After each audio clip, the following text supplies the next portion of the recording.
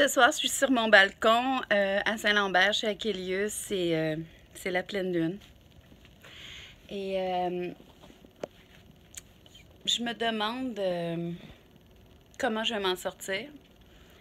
Je suis pas la seule à me le demander en ce moment, mais je vais vous dire, après New York, depuis 8 ans, j'ai plus d'amis, j'ai plus de famille. J'ai personne qui m'a téléphoné depuis les trois dernières semaines de confinement pour savoir si j'allais bien, si j'avais besoin de quelque chose. Ma problématique est celle-ci. Je suis très, très asthmatique. J'ai été hospitalisée les 25 premières années de ma vie plusieurs fois par année. Et j'ai été réanimée. J'ai été fréquemment aux soins intensifs. Donc, j'attrape la COVID-19, c'est fini, là. Mes chances de survie sont de zéro. Sont très, très minces. Sont pas de zéro, mais sont extrêmement minces parce que j'ai une comorbidité trop forte au niveau respiratoire. J'ai fait mes tests chez mon pneumologue la dernière journée avant que l'hôpital ferme le département de pneumologie. Et je vais fermer la porte pour mon chien, il ne puisse pas vous... Et c'était quoi? Ma respiration était à 63%. Donc, avant d'attraper quelque chose, le mieux que je respire, c'est 63% en ce moment. Je suis sur la cortisone, alors certaines vidéos, je vais avoir le visage très bouffi, d'autres moins, mais c'est ça. C'est ça ma réalité. Et mon pneumologue me l'a dit, je pense que c'était le 12 mars dernier, il m'a dit, écoute Geneviève, tu ne mets pas les pieds à l'épicerie. Tu ne vas pas travailler. Tu ne mets pas les pieds. J'avais un nouvel emploi. J'avais commencé à travailler, à faire plusieurs réunions chez Massage Addict, ici, près de la 30. Plusieurs réunions, des heures et des heures de réunions, et avec la proprio qui est vraiment géniale. Puis j'étais prête à commencer le travail sur le terrain, là, après le travail, parce qu'il y a une portion à la maison, une portion sur le terrain. Et puis mon médecin m'a dit, tu vas pas avec le public, là. Tu vas pas avec le public à 63% de respiration. Et ça, c'était avant qu'on commence à faire le confinement. Et il m'a dit, et tu ne fais pas ton épicerie, t'envoies quelqu'un de ta famille faire tes courses à l'épicerie, tes courses à la pharmacie. Tu ne peux pas attraper ce virus mortel qui va te terrasser. Fait que j'ai comme, OK, merde, j'ai personne. C'est ça la vérité, j'ai personne. Alors, depuis le début, je fais mes courses toute seule. Je fais le vétérinaire toute seule, la pharmacie toute seule, comme tout le monde. Comme tout le monde. Le seul point fort que j'avais, c'est que mon médecin m'a même donné quelques petits masques. En fait, pas mon médecin, mais à la réception du département de pneumologie. Comme il y avait plein de gens qui toussaient, j'ai dit, est-ce que je peux avoir un masque? Ils ont dit oui, puis prenez-vous-en 2-3. C'était avant le confinement, avant que ce soit une pandémie. C'était une semaine, quelques jours avant la pandémie. Et donc, j'ai utilisé les masques chaque fois que je sortais pour aller au IGA, pour aller faire mon marché, aller à la pharmacie. Mais là, j'en ai plus. J'ai toujours eu des gants. J'avais 2 boîtes de gants. Mais on va dire que j'ai une boîte et demie de gants. Mais le plus important, c'est des masques. Le plus important, ce serait que j'aie de l'aide pour aller faire mes courses. Mais là, de toute façon, j'ai même plus d'argent. Fait que j'ai plus d'argent pour aller faire des courses. J'ai plus de crédit non plus. Je veux dire, moi, New York m'a tellement fragilisée que je suis passée d'une maison payée à Saint-Bruno à rien pantoute, plus d'amis, plus de famille, plus personne qui veut me parler, plus personne qui veut savoir si je suis vivante ou pas. Avec un stigma social qui fait que la compassion, c'est zéro. J'avais même appelé dans des endroits pour avoir de l'aide alimentaire à plusieurs reprises sur la Rive-Sud, puis ils m'ont dit soit qu'ils me répondaient pas ou qu'ils me référaient. Ça sera pas ici, ça va être appelé à Longueuil, j'étais à Saint-Lambert, et on me disait non, appelle ailleurs, ça sera pas nous. Fait que l'aide alimentaire, j'en avais demandé avant la pandémie. Donc, je suis un petit peu mal prise. Un petit peu mal prise. Mon employeur, ma nouvelle employeur m'a dit, écoute, elle dit, c'est sûr que c'est un programme pour toi, le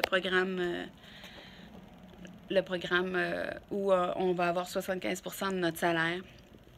Et donc, je compte sur elle pour avoir de la nourriture, pour payer mon loyer les mois à venir. J'ai demandé à Achilles un rabais, un report, une aide quelconque. Alors, on sait que c'est des gens qui ont des centaines de millions, qui investissent des centaines de millions. Et c'est ces grosses compagnies-là qui vont avoir accès au programme où eux, ils ont enlevé tous les services qu'on a ici sur le complexe. Alors, eux, ils ont coupé leurs employés. Et avec ça, ils vont avoir la possibilité de payer leurs employés avec l'argent de l'État.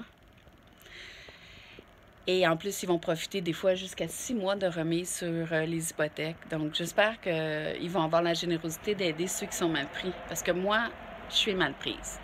Donc, je vais continuer de faire des vidéos. Je vais partager avec vous les trucs que j'ai acquéris depuis 8 ans. Mais ça fait 8 ans que j'étais en pandémie, moi. Ça fait 8 ans que j'ai plus jamais retrouvé mon salaire normal. Ça fait 8 ans que j'ai plus jamais... tu sais, le confinement, là, puis l'isolement social... Le vivre, cette solitude profonde, de savoir qu'il n'y a personne sur qui on peut compter si on s'écroule dans notre cuisine, ça fait 8 ans que je le vis. Alors, je vais le partager avec vous. Il me reste juste ça. C'est comme un message, je me sens comme une astronaute pris je sais pas, dans un vaisseau spatial qui est parti il y a 8 ans.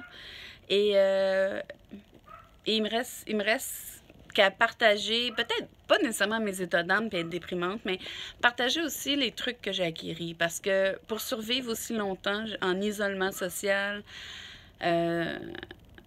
j'ai gagné des trucs. Alors, je les partagerai avec vous. Mais là, ce soir, je voulais avoir un moment, pas juste de positivisme, là, mais je voulais vous dire ma situation actuelle. Donc, j'attrape le virus.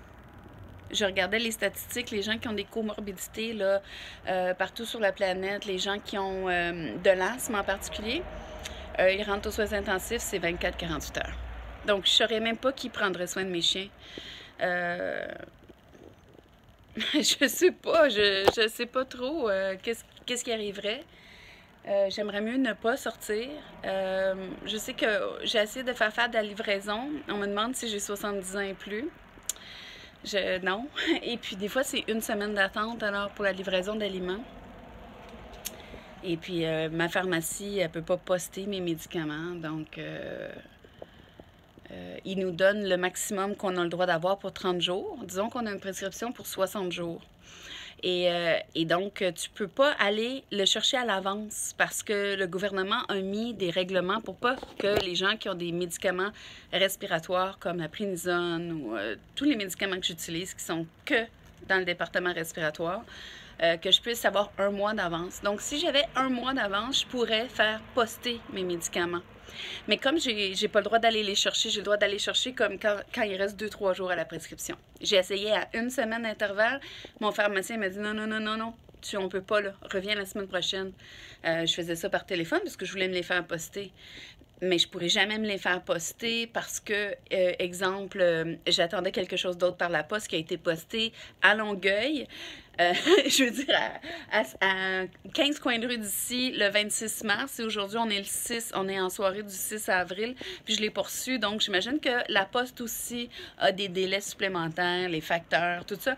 Alors, je peux pas me faire poster mes médicaments et les faire poster comme quand il reste 2 jours sur ma prescription. Et être certaine de ne pas être en carence de médication, ce qui deviendrait encore pire, parce que si je commence déjà mon état à 60%, 65% de respiration, 63% de respiration, puis que là, je prends pas mes médicaments parce que je les attends par la poste, parce que je peux pas les acheter en avance. Donc, tu sais, vous voyez un peu le topo. Fait que je prends mon masque usagé que ça fait 3 semaines que j'utilise. Fait qu'on s'entend que c'est pas un N95, c'est juste un masque de procédure qui est comme obsolète, là, parce que normalement, ça a une durée de vie de 45 minutes en stade dans un milieu médical. Bon, écoute, ça fait 3 semaines que je le porte à chaque fois que je sors, donc on s'entend que je suis pas vraiment bien protégée. Alors, demain, je compte me faire une visière maison. Ça va faire partie des capsules. Mais je vous dis, si du jour au lendemain, mes capsules disparaissent, ben peut-être que je suis rendue à l'hôpital, hospitalisée. Et il n'y a personne d'autre qui le saurait. Je veux dire, personne de ma famille, les gens que j'appelais mes amis, il n'y a personne il n'y a plus personne qui a de la compassion pour moi. Puis je vais le répéter une dernière fois, là, puis je sais que je l'ai dit et redit, puis ça fait 8 ans, là, ça va faire 8 ans, mercredi, que j'ai été arrêtée sur le seul appel téléphonique d'Hilaria Baldwin, qui est une fille que j'ai jamais rencontrée de ma vie. Donc j'ai pas eu de... On n'a jamais été, en tout cas, je crois, dans la même pièce ensemble avant le procès. Et donc, et puis je le dis, là, ce qu'on m'a reproché, je l'ai pas fait. Alors, les systèmes juridiques sont pas... Tu sais, on le voit là, le système médical en a des failles, le système politique en a des failles, mais je vous le dis, le système juridique, et particulièrement à New York, où il faut être multimillionnaire pour se payer un avocat qui va véritablement travailler à te faire une stratégie de défense, parce que sinon, les autres, ils veulent juste être payés pour leur acte de présence à tes côtés, mais ils veulent pas travailler des heures et des heures à la maison pour te faire gagner. Parce que c'est des centaines d'heures, un dossier comme ça. C'est de la gestion médiatique, etc., etc. Donc, moi, j'en ai pas eu de défense. J'en ai pas eu de véritable avocat qui m'a fait une défense. Ils se sont tous bien autopromus dans les médias et ça a boosté leur business. Ils ont fait de l'argent. Ils sont devenus plus renommés, plus reconnus. Et tout ça sur mon injustice. Mais il n'y a personne qui m'a dit faisons ci, ça. Il y avait des options. Je veux dire, dès le premier jour, moi, j'avais dit écoute, c'est vraiment, là, c'est des parjures. Ce qu'on me reproche, c'est faux. Alors, si ce qu'on me reproche, c'est faux, s'il y a quelqu'un qui ment, à la justice. Il y a quelqu'un qui ment au policier, il y a quelqu'un qui ment au district attorney. Et ça, c'était Hilary Lynn Hayward Thomas, qu'on appelle Hilaria Baldwin maintenant. Mais c'était un tissu de mensonges. Et il n'y a personne que... J'aurais pu porter des accusations. J'ai dit à mon premier avocat, à Maurice Sorcage, j'ai dit, faut porter des accusations, c'est urgent. Et ça nous donnera un levier de négociation avec l'ennemi, exemple, avec mon abuseur, parce que c'est facile pour des gens qui sont narcissiques, qui veulent de l'attention médiatique, qui veulent être connus, tout ça. Je veux dire, cette femme-là n'avait eu aucune plateforme médiatique de sa vie. Elle n'avait jamais... Elle était pas connue. Elle a commencé à sortir avec un gars connu, avec un homme très en vue, mais elle n'avait rien. Je veux dire... et ça l'a propulsé vers les étoiles, vers le star system, parce que d'une certaine façon, mon injustice qui a duré à tous les mois pendant plus de 2 ans, ben ça faisait qu'on parlait d'elle et qu'elle pouvait se prendre le rôle de la victime. Mais si j'avais eu l'argent pour me défendre adéquatement, puis avoir des avocats qui auraient fait un véritable travail, je pense que dans le premier mois, on aurait pu éclaircir la problématique et la régler à la source. Mais ça n'a pas été le cas parce que j'étais une cible facile. J'étais assommée. Je veux dire, quand on vit quelque chose qu'on n'a pas fait, une injustice qu'on n'a pas fait, je veux dire, si quelqu'un fait un crime, il s'attend à des répercussions X, Y, Z potentielles. Et donc, il se prépare aussi comme au risque qu'il prend. Moi, j'ai pas pris de risque. J'ai rien fait d'illégal, puis j'ai rien fait de mal.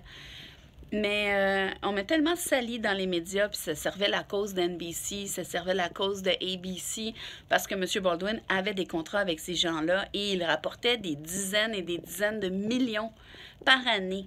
Alors, c'est sûr que NBC, en protégeant Baldwin et en anglais on dit vilifiant, en me détruisant complètement ma réputation, on protégeait plutôt le produit cinématographique ou télévisuel qui, à l'époque, était distribué par NBC, comme exemple 30 Rock, ou par ABC. M. Baldwin avait fait des contrats pour faire des talk shows qu'on a vus après, comme des game shows et tout et tout.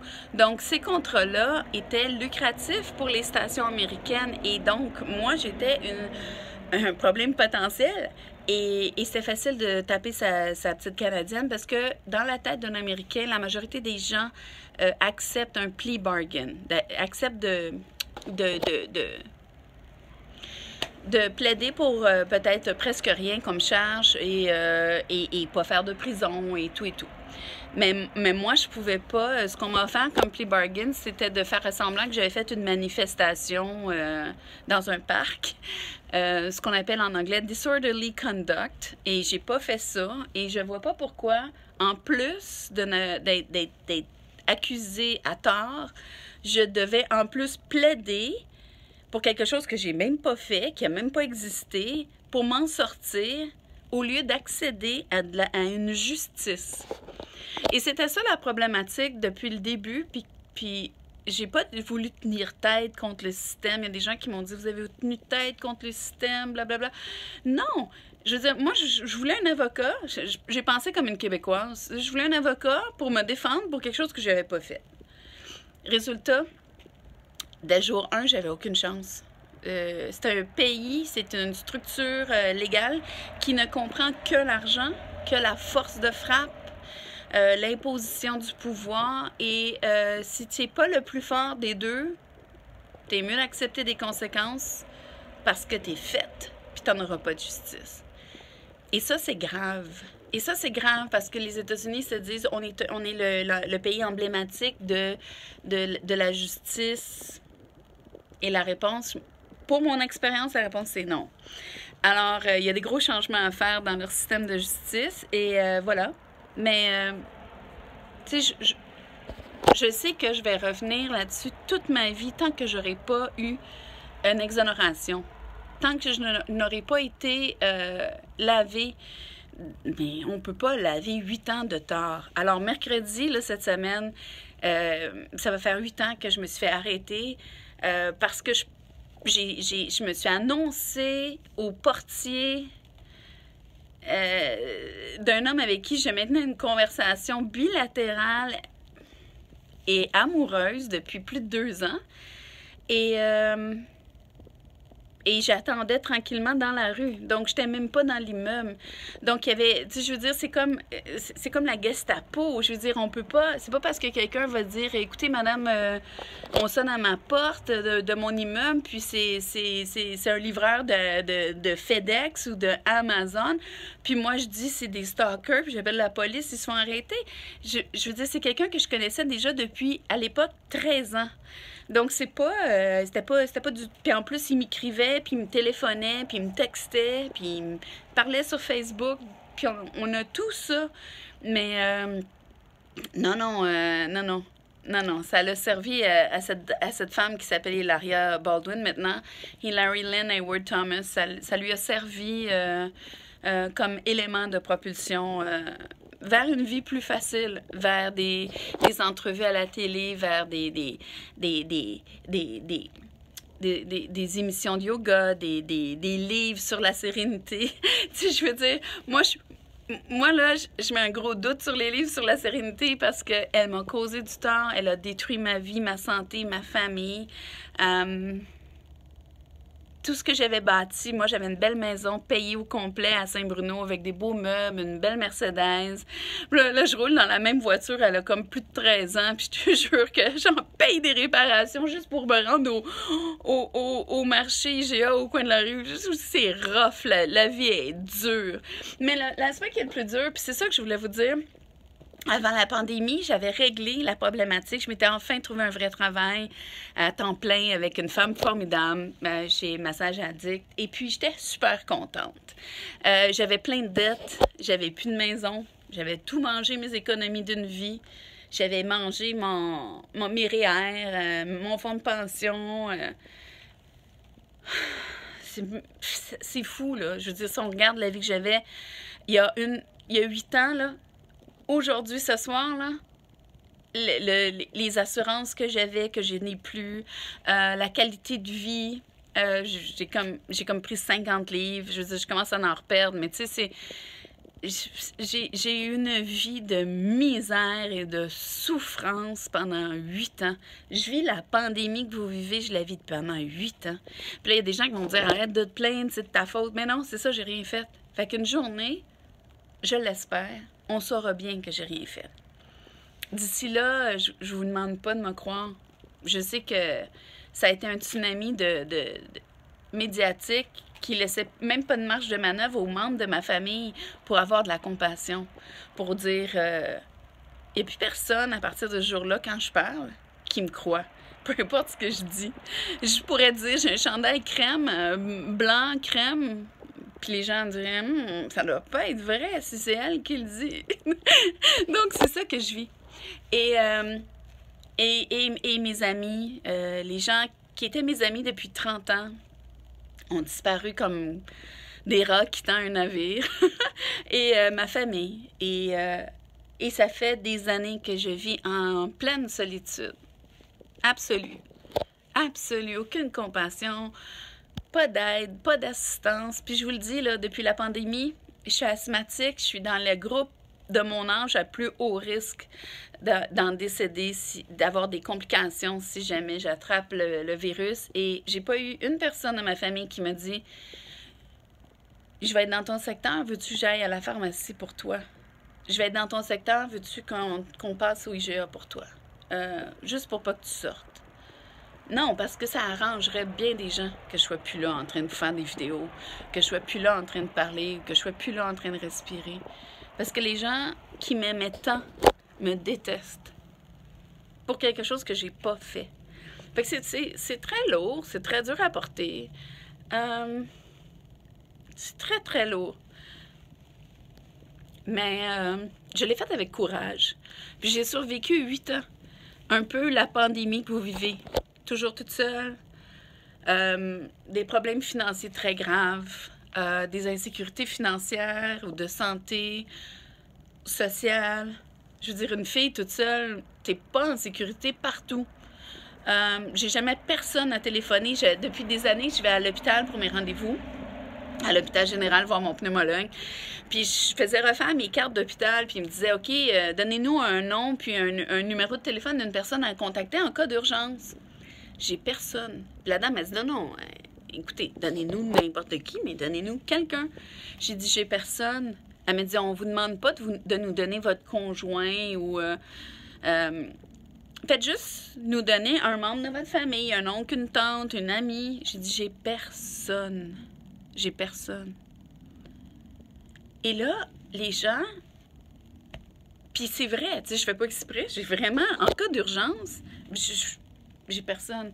Il n'y a personne qui saurait si je disparais de la planète. Il n'y a personne qui s'en rendrait compte. Donc, je suis à Saint-Lambert, sur mon balcon. J'ai pas de symptômes, j'ai pas de fièvre, je m'en tire bien. J'ai un très bon médecin, très bon médecin de famille, très bon pneumologue. Mais je suis à haut risque, alors je sais pas d'une journée à l'autre qu'est-ce qui va arriver. Mais je voulais partager ça avec vous. Financièrement, je suis pas capable de tenir.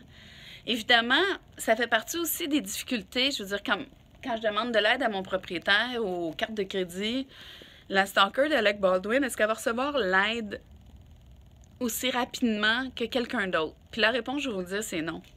J'ai fait des demandes, j'ai pas reçu rien, mais j'ai pas reçu de compassion non plus. Tu sais, puis j'en cherche pas. Je veux juste dire, regarde, moi, j'en ai plus d'argent là, pour tenir très longtemps. Est-ce que je peux avoir de l'aide à ma banque, la Banque de Montréal? J'ai fait des demandes d'aide il y a 2 semaines et demie, 3 semaines. Et toujours pas de réponse. Tu sais, c'est ça, la Banque de Montréal, ils m'ont traité... tu sais, ils me traitent comme ça. Donc, je suis un peu déçue, j'avoue, parce que je suis cliente à la Banque de Montréal depuis que j'ai 6 ans. Donc, ça fait quoi? 41 ans que je suis cliente à la Banque de Montréal. J'ai pas reçu réponse à mes courriels. Les gens avec qui je faisais affaire avant, qui étaient super courtois, business, quand je faisais de l'argent, quand ma maison était payée au complet, quand j'avais un fonds de pension. Ces gens-là, ils étaient donc gentils avec moi, puis donc fins, puis professionnels, puis ils me répondaient la journée même. Et Et là, quand tu n'as plus de garantie à donner, tu sais, quand tu n'es plus propriétaire d'une maison, quand ta voiture ne vaut plus rien, ben, il n'y a plus personne qui veut t'aider. Tu n'as rien à donner à personne, il n'y a personne qui va t'aider. C'est ça un peu que j'ai découvert dans le monde dans lequel j'ai été propulsée. Puis je ne suis pas la seule. Je sais qu'il y a des femmes monoparentales qui vivent ça. Je sais qu'il y a des gens qui sont victimes de racisme, qui vivent ça, ou à cause de leur religion, qui vivent cette espèce de jugement défavorable avant même d'ouvrir la bouche. Et c'est un voyage très enrichissant, très dur à vivre, très enrichissant, parce que ça me permet de comprendre. J'avais une grande empathie, puis je comprenais d'avance que ça ne devait pas être vivable, là, pour des gens qui avaient des handicaps, qui ne recevaient pas de financement, de subventions, d'aide, d'assistance, même juste de la compassion. L'accès égal à la justice, l'accès égal au programme d'aide. C'est pas évident, là. Mais là, c'est moi. C'est moi qui est dedans. Puis je suis partie d'une vie prometteuse, d'une fille qui était mannequin, qui était actrice, et qui faisait quand même un très, très bon salaire, qui voyageait partout dans le monde. J'étais privilégiée et je le savais. Et c'était le résultat de mon travail. C'était pas le résultat du conjoint avec qui je me fiançais ou avec qui j'étais mariée, on va dire comme Hilaria Baldwin. Mais c'était vraiment le résultat de mon travail, de mes passions, de mes choix. Et on m'a enlevé tout ce que j'ai bâti dans une vie, au niveau financier, au niveau physique, au niveau de la santé. On m'a fragilisé, on m'a exclu socialement. Et pour rien. Juste pour qu'une personne, probablement qui est atteinte de narcissisme, puisse se faire valoir dans les médias comme étant une victime et donc faire sa propre promotion, sa propre publicité et s'enrichir sur ça. Ou peut-être sécuriser son deal aussi parce qu'elle savait que si j'avais eu le droit de parler dans les médias, ce qu'on m'a toujours interdit de faire depuis le début, alors qu'eux parlaient, alors que tout le monde parlait contre moi dans les médias, mais moi, j'ai personne qui m'a demandé d'entrevue. Ça a été très dur. Alors, allez pas croire que je cherche de l'attention ou quoi que ce soit. C'est juste que je vous parle de ma situation parce que je ne suis pas la seule. Si je me dis, on voit le nombre de morts, de décès ou de personnes malades. Moi, j'ai fait la prison Rikers Island à New York sans raison. Et je vous dis, les gens là-bas, là, ça doit mourir par centaines par semaine. Et je connais le taux d'insalubrité dans ces prisons-là à New York. Je connais l'absence de médecins, l'absence de médication, l'absence de... le processus quand on est extrêmement malade pour se rendre jusqu'à l'hôpital. Et donc, je sais que les chiffres de New York doivent inclure énormément de population carcérale, probablement à Rikers Island. Et je trouve dégueulasse qu'au niveau journalistique, au niveau politique, on se refuse de dire la vérité. Je sais que quand ils sont 75 dans une salle à dormir sur des lits séparés à moins d'1 mètre chacun, et donc à se laver tous dans la même douche, dans le milieu carcéral, je me dis, ça doit tomber comme des mouches. Et on a une mauvaise nutrition, on n'avait pas d'eau potable, on n'avait pas de médication, on n'avait même pas accès à un médecin. La majorité du temps, moi, j'ai vu un médecin avant de me rendre à l'hôpital, celle qui a signé pour m'envoyer à l'hôpital, mais elle m'a jamais auscultée. Et tout ça, j'étais à la clinique 3 fois par semaine, pendant 6 mois, puis j'ai jamais vu de médecin. Fait qu'imaginez-vous pas que ça va aller mieux en pandémie, là, puis ils vont mettre des ressources à Rikers Island, puis qu'ils vont mettre des médecins, puis qu'ils vont séparer les lits, puis qu'ils vont... Non, non, non, non, non, non. Non, non, ils traitent les gens comme des animaux dans ces endroits-là. Alors, c'est ça, c'est une longue capsule. C'est plus un état d'âme. Je vais faire une petite soirée avec vous, mais je voulais vous dire que je vais continuer de faire mes capsules, de vous partager des trucs pour économiser de l'argent. C'est des trucs que j'ai gagnés dans les 8 dernières années, comment me nourrir en faisant pousser mes propres légumes ou des trucs comme ça, mais ma situation, c'est pas vrai que ça va bien aller pour moi, là. Et je suis assez inquiète. Je suis assez inquiète et c'est très difficile à vivre. Et ça fait 8 ans que je suis en pandémie, fait que je sais pas, là, tu sais, c'est comme une guerre d'épuisement, mais jusqu'où on peut se rendre en carence de tout et de tous. Parce que, tu sais, on peut manquer d'argent, on peut manquer de soins, on peut manquer de médication, on peut avoir une mauvaise santé et tout, mais d'avoir de l'amour des gens qu'on aime, le soutien des gens qui sont importants pour nous, qu'on appelle une famille, qu'on appelle nos amis, ça change tout.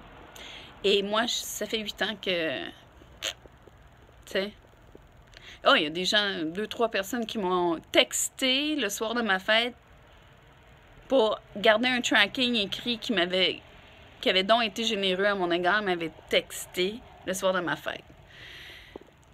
Mais tu sais, ils étaient tous ensemble au resto, puis moi, je n'avais même pas été appelée, puis j'avais pas été invitée, puis j'avais pas été désirée d'être là. Et donc, c'est des gens qui se connaissaient à cause de moi. Puis ils étaient tous ensemble au chalet à Tremblant, puis ils me textaient Ah, bonne fête, Jen! Ouais, merci. C'est vraiment apprécié. Donc, tu sais, j'ai appris beaucoup, puis je vais le partager avec vous. Puis... ben, c'est ça, ça fait 8 ans, là. Je suis vétérante de la pandémie. Ça fait 8 ans que je la vis. Alors, ben, ce soir, je voulais vous dire la vérité. Tu sais, je suis une personnalité souriante, un rayon de soleil. Je suis toujours en train d'encourager les autres ou à donner de l'énergie positive. Mais la vérité, c'est que mercredi cette semaine, ça va faire 8 ans qu'on m'a tout enlevé. Absolument tout et tout le monde dans ma vie, sans raison. Alors voilà, j'avais pas besoin de la pandémie qui vient faire comme un peu le dernier clou dans le cercueil. Je trouve que la pandémie, elle vient me... J'étais tellement fragilisée financièrement avant. Je trouve ça... je trouve ça difficile. Je trouve ça extrêmement difficile. Mais merci pour ceux qui suivent ma chaîne YouTube et mon Instagram. Puis j'ai des gens qui me soutiennent, qui m'envoient de l'amour, qui m'envoient de l'espoir. Et je vous remercie. Je vous remercie infiniment. Fait que ça change tout. Alors, un dernier petit coup d'œil sur la pleine lune. Elle vient de changer de place. Elle est brillante. Mais voilà. Alors, téléphonez ceux que vous aimez. Appelez-les. Puis... socialement, le dernier point que je voulais dire, c'est si j'avais vraiment fait les crimes pour lesquels j'ai été victime d'une injustice, et qu'on me donne 6 mois de prison, je devrais pouvoir avoir payé ma dette et continuer à poursuivre ma vie. Ça fait 8 ans que je fais de la prison. Mercredi, là, dans 2 jours, ça va faire 8 ans que je fais de la prison sociale. J'ai pas payé... j'ai payé plus d'1 million de dollars en frais. J'ai tout perdu, ma maison et mon vrai salaire et ma carrière. Et donc, la sentence que je vis dans la collectivité, hein, d'avoir été exposée dans les médias du monde entier pour quelque chose que j'ai pas fait, pour une injustice dont je n'avais pas les moyens de me défendre. Mais ça, c'est grave parce que on ne devrait pas bafouer la présomption d'innocence d'une personne parce que ça empêche la réinsertion sociale, que la personne ait fait le crime ou pas. Et moi, je ne l'ai pas fait. Mais je n'étais pas assez riche pour me défendre. Puis ça, il y a des gens qui vont dire « Ah, prends tes responsabilités, si tu l'as fait, t'as été... » Mon frère, il me disait « Le juge t'a mis coupable, donc tu l'as fait. » Et aïe, aïe, c'est pas toujours comme ça. C'est pas toujours comme ça. Puis à New York, pour une Québécoise, quelqu'un d'une autre nation, sont très pro-américains, et particulièrement quand la personne est high profile, est riche et connue. Et donc, non, j'ai rien fait. Je sais pas, tu sais, j'essaie pas de vous en convaincre. Je pourrais jamais dire autre chose. Je Je pourrais jamais accepter un tort qui ne m'appartient pas. Et c'est ce qui fait que c'est dur à vivre. Parce que si je l'avais fait, mon quotidien serait beaucoup plus facile. Je porte une croix qui ne m'appartient pas. Et j'espère... Au début, j'espérais m'en sortir parce que je voulais arrêter la destruction. Mais la destruction est complète. Je veux dire, je suis une fille qui vient d'avoir 48 ans. J'aurai jamais d'enfant. Alors qu'à l'époque, je veux dire, j'aurais pu encore avoir 3, 4 enfants, plusieurs enfants, me marier, avoir des enfants. C'est ce que je voulais. Et donc, ça aussi, ça m'a été enlevé et ça n'a pas de prix. Ça n'a pas de prix.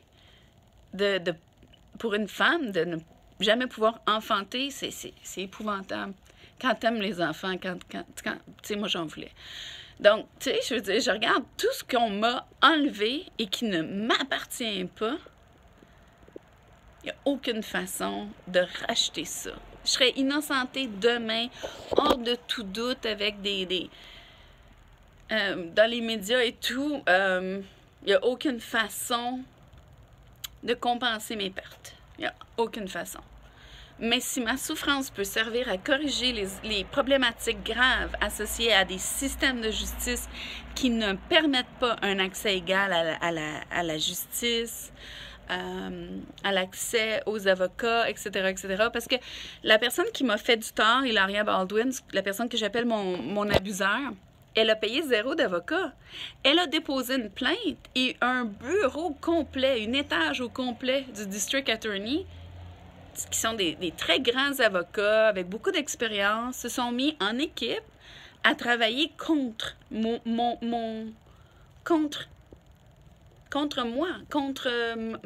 case. Et donc, elle, parce qu'elle a fait une plainte, le système la considère comme la victime, alors qu'elle est l'abuseur. Et qu'elle est la menteuse pathologique et effrayante dans l'histoire, mais ils n'ont jamais vérifié, le bureau du District Attorney, avant de commencer à m'accabler d'accusations. Ils m'ont jamais rencontré, ils m'ont jamais demandé, moi, d'écrire un document certifié ou... Non, ils ont pris l'accusation de la supposée prétendue victime et ça s'arrête là. Et on enclenche un processus, on va dire, on enclenche un processus légal. Un processus légal, ce serait, avant d'enclencher le processus légal, rencontre l'autre personne qui est disponible, qui est là, et qui va peut-être... Et là, il n'y avait pas de place non plus pour de la médiation. Puis ça, je me dis, dans un processus, dans un système juridique qui ne permet pas la médiation, il y a un gros problème. Là, on parle juste de bénéfices financiers, d'argent. Parce que c'est sûr que ça profite à tout le monde, aux juges, aux avocats, au bureau du District Attorney, des causes comme la mienne. La seule personne qui n'en a pas profité, c'est moi. Moi, j'ai tout perdu. Donc, je me dis, elle porte des accusations, puis on la considère, là, sans vérifier son nom, son adresse, son certificat de mariage, sans déposer aucune preuve de ce qu'elle avance. On la considère à ce moment-là. Là. Aujourd'hui, c'est autre chose, mais je parle, revenons il y a 8 ans, là, lorsqu'elle a déposé une plainte au 911, ça lui a pris 5 minutes, là. Elle n'a jamais payé d'avocat, elle n'a jamais eu besoin de quoi que ce soit. On la considérait avec des gants blancs, avec la courtoisie, avec la compassion. Elle était la présumée victime, alors que moi, j'étais la présumée agresseur. Si j'étais capable de prouver, puis si on est capable, je l'espère un jour, mais de prouver que c'est le contraire, qu'est-ce qui justifie la façon dont on m'a traitée? Avec condescendance, avec violence, avec mépris. Je parle pas en ce moment où les gens de ma famille ou ma famille, là. Je parle la première semaine, le jour 1. Il n'y avait aucune recherche de vérité, il n'y avait aucune recherche des faits ou des deux versions avant que le bureau se fasse une idée, un profil, avant même de déposer des plaintes. Dès qu'il y a quelqu'un qui porte accusation, l'autre personne, et c'est comme ça au Québec aussi, le bureau des avocats qui représentent le gouvernement attaquent en force, puis ils sont plusieurs, puis ils se mettent en équipe, puis ils t'attaquent. Puis toi, je veux dire, il faut que tu sois extrêmement riche pour équilibrer la force de frappe, parce qu'eux, ils sont comme, on va dire à New York, il y était une quinzaine d'avocats sur mon dossier, le bureau complet. Moi, j'avais même pas un demi-avocat qui répondait même pas à mes appels téléphoniques, mais qui donnait des conférences téléphoniques pour se promouvoir dans les médias ou avoir des entrevues dans le Vanity Fair parce que c'était rentable pour lui. Alors, tu sais, il aurait fallu que je sois multimillionnaire pour affronter un bureau du District Attorney à New York. Et quand t'as pas ça, t'es faite. Et c'est pour ça que les New-Yorkais, que les gens qui ont une problématique à New York, ils prennent des plea bargains, ils acceptent des réductions de peine, mais ça brise leur crédit, leur capacité de s'assurer, leur capacité de voyager, leur capacité d'avoir un emploi pour le reste de leur jour, alors qu'ils sont innocents. Fait que ce qui m'est arrivé à moi, c'est arrivé à plein de gens qui n'avaient pas les moyens plus que moi d'affronter une quinzaine d'avocats dans un bureau qui t'attaquent sans raison, alors qu'ils ne vérifient pas les faits. Fait que quand c'est toi qui portes plainte, tu as tes avocats gratuits, les meilleurs, puis ils se mettent en équipe, puis ils attaquent l'autre personne, puis en plus, c'est à l'infini qu'ils peuvent t'attaquer, parce qu'ils sont payés par les taxes. Fait qu'il n'y a même pas de limite. Ils peuvent t'attaquer pendant 5 ans, 10 ans. Ils peuvent te mettre à terre. Toi, tu es sûr de perdre dès que tu es attaqué, à moins d'être super riche. Ou à moins d'être véritablement criminel coupable. Là, tu prends un plea bargain. Un criminel qui a vraiment fait des actes reprochables et qui avait pris le risque, en connaissance de cause, de faire quelque chose de néfaste envers quelqu'un d'autre ou les objets, la propriété de quelqu'un d'autre et qui se fait prendre. Il est mort de rire là, avec un plea bargain. Il s'en sort. Alors, c'est pour ça que la justice est mal faite parce que je me dis, même les vrais criminels qui se font offrir des plea bargains, c'est de la pécadille par rapport à ce qu'ils ont fait véritablement. Alors, qu'est-ce qu'on sait? On sait que si, à New York, exemple, si tu portes plainte, même si tu es un abuseur, puis que tu veux juste tasser l'autre fille, que ton chum parle encore à tous les soirs, puis qu'il y écrit, mais porte plainte contre elle parce qu'elle n'aura aucune chance. Sa vie va être finie. Elle n'aura jamais de mari, elle n'aura jamais d'enfant, elle n'aura plus de carrière, elle n'aura plus une scène, puis elle va se retrouver avec un plea bargain qui va la détruire ou avec une sentence qui va la détruire. C'est ça qui m'est arrivé. Mais ça arrive à plein de gens à New York. J'ai fait combien d'audiences pendant 2 ans? Les gens, je les voyais prendre des plea bargains en larmes. Il n'y avait pas d'argent pour se payer d'avocat. C'est tout. C'était juste ça, l'histoire. Et les avocats étaient d'une cruauté et d'une condescendance. Et le système, pas de compassion, là, puis pas de recherche de vérité, puis pas de justice, là. Les avocats, là, c'est bon pour eux d'avoir un bon ratio de gagner des causes. Les gens du District Attorney. Alors, tu sais, si ça fait 2 ans qu'ils sont avocats puis ils ont gagné, entre guillemets, 98% de leur cause, même en faisant des plea bargains, c'est bon pour eux, ça va leur donner de la promotion, ça va leur donner de l'argent supplémentaire, ça va les élever dans leur carrière. Alors, ils n'en ont rien à faire, eux autres, que toi, tu sois une innocente ou un innocent qui n'a pas d'avocat. Ils vont t'écraser comme une mouche parce que c'est rentable pour eux. Fait qu'il est là la faille du système. Elle est immense, la faille du système.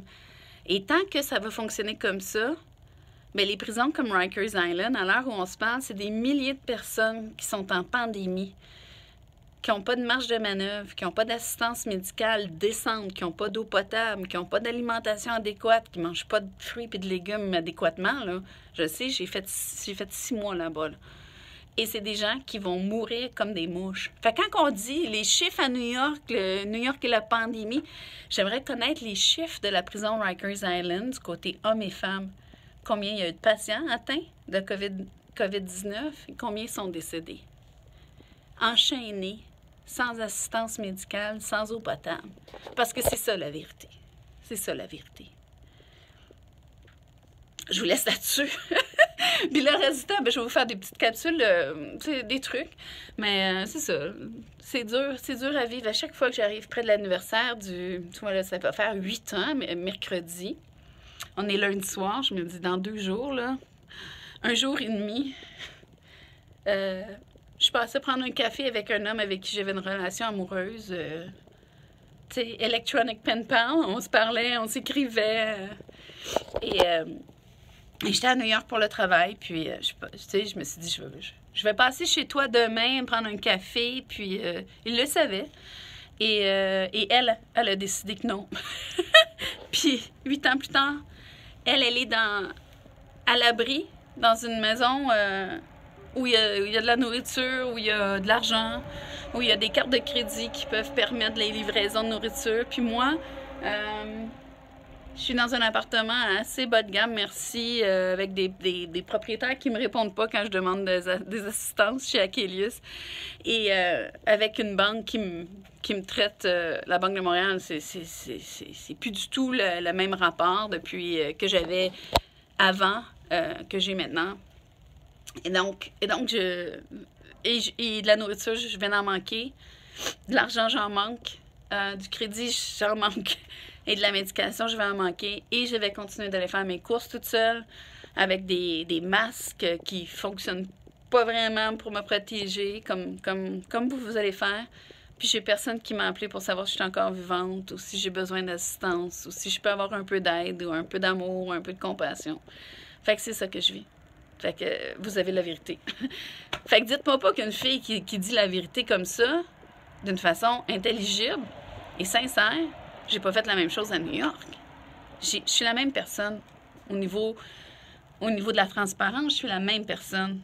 Mais j'ai jamais pu dire un mot ni au juge, ni aux médias, ni à personne. J'étais extrêmement payante pour les médias, pour les juges, pour les avocats, pour le procureur et pour Hilaria, la supposée victime qui est mon abuseur. Donc j'ai été payante pour bien du monde, mais moi j'ai tout perdu. Fait que j'ai eu peur en pandémie. Avec un asthme à 60%, sans aide, sans rien. Ça fait 8 ans que je fais de la pandémie, là. Fait que ça commence à être... Tu sais, je me dis toujours, vous le voyez, là, je veux dire... je me dis, j'ai besoin de vacances, mais des vacances, ça veut dire justice, sécurité, santé. C'est ça, des vacances. Protection, assistance, amour, peut-être, mais ça serait gros luxe. Mais voilà. Donc, bonsoir, puis pensez à moi, parce qu'il me reste 2 jours, dans 2 jours, 8 ans. 8 ans de prison dans la communauté pour quelque chose que j'ai pas fait. C'est très, très, très lourd à porter. Ouais. Soyez très prudents en pandémie. Lavez-vous les mains. Prenez soin de vous. Je vous connais pas tous personnellement, mais je vous aime beaucoup. Et ce que je vis, je le souhaite à personne. Et... une pandémie, c'est une injustice.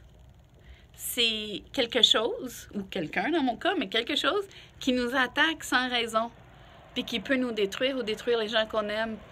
Donc, on est tous dans le même bateau. Vous pouvez comprendre ce que je vis depuis 8 ans, puis moi, je comprends très bien vos peurs, vos insécurités, vos anxiétés. Je vous comprends très, très, très bien. Le jour 1, je le savais que ça allait être fini, ma vie, telle que je la connaissais.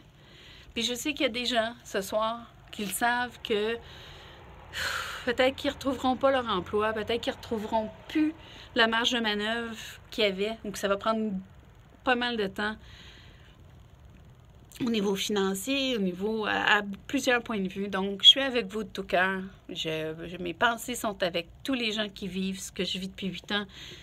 Dans cette pandémie, c'est très, très grave ce qu'on vit et c'est très difficile, mais je vais faire des vidéos pour partager des trucs, mon quotidien. J'espère que ça va vous inspirer parce que j'ai survécu 8 ans seule au monde, sans aide, sans amour, sans job, sans salaire adéquat, sans, tu sais. Fait que j'ai fait 8 ans. Vous êtes capable, je vous le dis, là, 2, 3 mois, 6 mois maximum, puis vous allez remonter la pente. Moi, ça fait 8 ans, là, puis je continue de la descendre. Fait que restez courageux, je vous accompagne. On va tenir le coup. Tu sais, au lieu de se dire que ça va bien aller, on va dire on va tenir le coup. On va passer au travers, puis là, ça va bien aller. Mais en ce moment, c'est dur. Bonne soirée.